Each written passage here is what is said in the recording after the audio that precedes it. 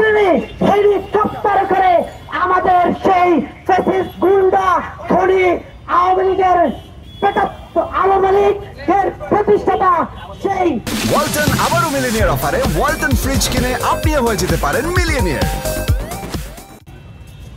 হাসিনা এবং ভারতের মদতপুষ্ট মোদীর স্ত্রী শেখ হাসিনাকে হেলিকপ্টারে করে আমাদের পার্শ্ববর্তী শত্রু ভারতের কাছে হেলিকপ্টারে করে পাঠিয়েছে। এখন আমার প্রশ্ন, আমরা বলেছিলাম দীর্ঘ 31 দিন ধরে বলছি ভাই এই ওয়াকারকে বিশ্বাস করা যায় না, এই চপ্পুকে বিশ্বাস করা যায় না। এই চপ্পু এই ওয়াকার আমাদের জুলাই বিপ্লবকে কখনো সফল হতে দিবে না। আমার কথা কি বাস্তবায়িত হয়েছে কিনা আপনারা বলেন?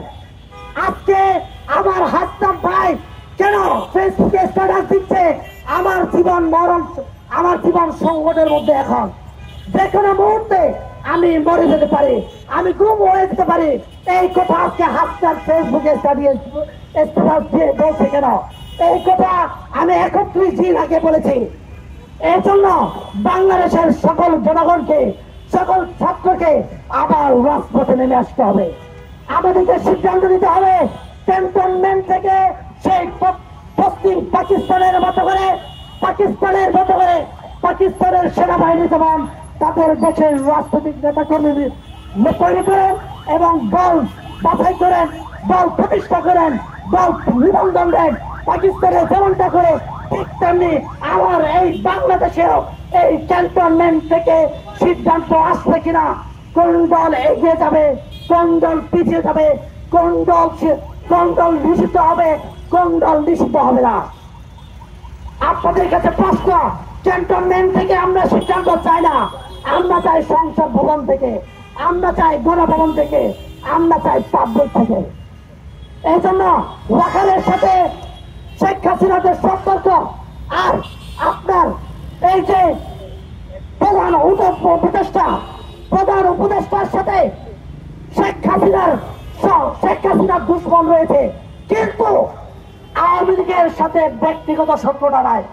আমার এ কথা অনেকে দ্বিমত করতে পারেন।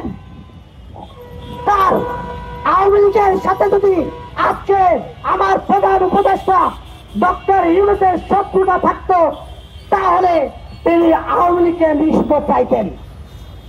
নিষিদ্ধ চাচ্ছেন না কেন? তার সাথে আওয়ামী লীগের শত্রুতা নাই, তার সাথে শত্রুতা হচ্ছে ব্যক্তিগত শেখ হাসিনার সাথে। কেন?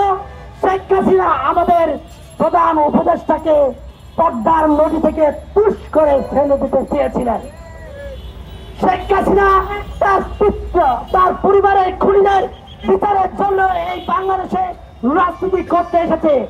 আপনি কি ঠিক তেমনি শেখ হাসিনার মতো করে আবারও এই বাংলাদেশকে, আপনাকে যে হাসিনা পদ্মার নদীতে তুষ করে ফেলে দিতে চেয়েছে, সেই হাসিনার প্রতিশোধ নিতে কি আপনি বাংলাদেশে এসেছেন?